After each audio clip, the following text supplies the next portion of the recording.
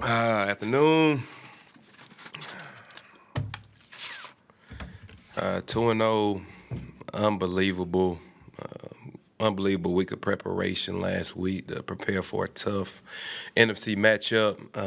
Can't say enough about the preparation that went into it, the mindset going into it, from top to bottom, the coaching staff, strength staff, athletic trainer staff, coaches, put together a great game plan, and players went out and executed at a high level, played some good, consistent ball.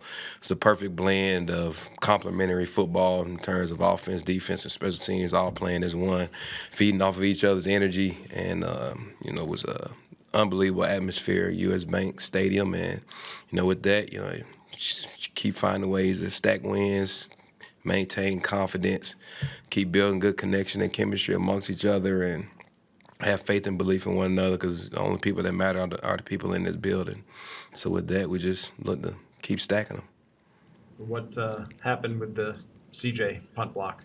Oh, man, I'm so happy for Hammer, man. You talk about a 9-year vet, first time taking one off the foot. People don't realize how difficult of a task that is, and to see him do that just says a lot about who he is, how he prepares. Nobody practices as hard as he does. Nobody studies as much tape as he does. And for him to kind of have that opportunity, I'm thrilled for that. But it was a nice design rush. He did exactly what we was coached to do. Got skinny through there, not being a skinny guy.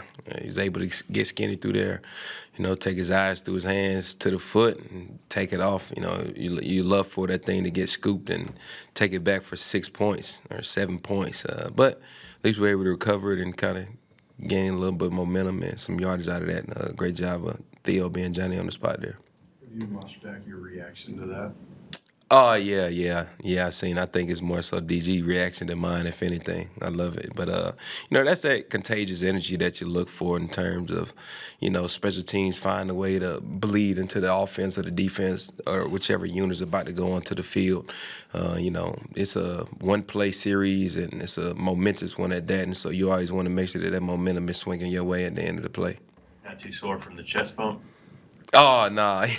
Yeah, nah, I'm good. I'm built the right way. Matt, I know it wasn't anything 50 yards, but just to see Will kind of break the ice, knock 3 in. Yeah, it was good. Will finally got his first field goal opportunity. Hasn't been, and it's funny, Dane, because you think like, 28-yard or 29-yard is just a chippy and easy one, or extra point for that matter. But each and every rep, man, you never know. You see guys all the time, miss those short ones, medium ones, long ones, however the case may be. But, Will is I'm happy at where he's at. He goes into it every day with the same mindset, continues to show that consistency of what you look for. It was good to see him go 3 for 3 and continue to remain perfect on the season from a PAT and field goal standpoint. And he does have a challenge going on, too, just to put the word out there. So Will does a thing where he gets a haircut the week before the first game of the season, and he doesn't cut his hair again until he misses. So we'll see if we can get a little shag going for Will. He's done that forever. He's done it forever. Yeah, that's a new thing he told me. So If he misses in week 1, can you just get another? you got to get another cut. You got another cut, hit the reset button, and start all over. So we'll see how long his hair can get before he hopefully never misses. What have you learned through 2 weeks of the kickoff? It doesn't look like it's exciting anyone. No, I think it's starting to pick up, actually. I feel like just kind of watching some games around the league, guys are starting to put it a little bit more in play. You're starting to see penalties kind of increase a little bit, which might even be the driving force of why guys are itching to kind of put it in play. You see, for us, we end up having a block in the back. We tackle Debo inside the 20, tackle on the block in the back. Now they're sitting at the 9-yard line. And, if you kind of look at the percentages, I want to say in terms of when you might end up getting a penalty on that, it actually does say you probably do want to put it in play, because odds are there's going to be a flag that's going to be in your favor. The Browns had a kickoff where they went down, they blew up the runner, they got the turnover, but it was a flag for the kicker crossed the 50. Crossing the 50, yeah. Why is that a penalty? And B, do you have like some sort of training tape on penalties like that you look at and can remind people of? Great question. So the reason why we, as really special team coaches, implemented a rule is because let's say you decide to put a skill player in at the kicker position, right? And basically he's going to be an unblocked player. So if we were to go put in, let's call it Josh Metellus at kicker, and now all of a sudden Josh Metellus can kick the football off in full ahead sprint, more than likely by the time ball gets called, he's going to be right there. He's going to be beyond the 40-yard line almost of where the kickoff team is at and being an extra hitter. So you basically want to eliminate an athletic or skilled person being the kicker and him actually being a free hitter now from a kick return standpoint. So you really kind of got to place those boundaries of where if they do decide to put a skill player in, he can't be ahead or at the same starting point as the kickoff team. At what point in the discussions this spring did that wrinkle come up of, hey, we have to make it so a skill position player can't be in that spot? Well, there's several, skilled players that we know around the league who can clearly kick off, right? You got Justin Reed out in Kansas City. Houston actually has a guy that can actually kick off too. And so you kind of look at it in terms of, all right, how do I gain a competitive advantage? That's a way to gain a competitive advantage. And so we kind of want to nullify those type of things. So it came up, I don't know, March or April or so. No, maybe around the combine. So When it comes to Will, other guys even on defense have talked about kind of just how he carries himself, and I remember that coming up even around draft time.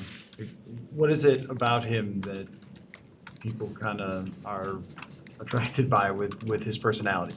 Will kind of has this aura, just like where he's like you look at him and like what comes out doesn't quite match or fit, if that makes sense. It's like you see this guy, then he starts talking. He's like, man, this dude got a little swag to him. He's got just good aura to him. I can't really explain it, but he connects really with any and everybody. He's not really to himself. He's not just to a specialist group. He understands, what goes into this thing in terms of how do I need to find a way to connect with my teammates. He stays out the way. He doesn't do too much. He's not too flashy. He's real, very simple guy, and he's got major networking skills and ability. He's got Walmart that he's got going, so guys appreciate that. So for whatever reason, but it's a very marketable guy. You got Walmart? What? Yeah, he's got Walmart. He's a Walmart advocate. He's got some Walmart ads out there. You gotta check him out. We've put up a couple in the team room, team staff meeting room. They react to the. They love it. They love it. It was like some back to school ads. It's like Will promoting because he looks like a high schooler, so it works out well. So it's like get your back to school laptops going, and he's like there cheesing. So it's pretty awesome. Keep getting that money, Will. Anything else? Cool. Thank y'all. Oh yeah, the nickname, y'all. The nickname. So we're going with Will the Thrill. Okay. What a thrill. Yeah.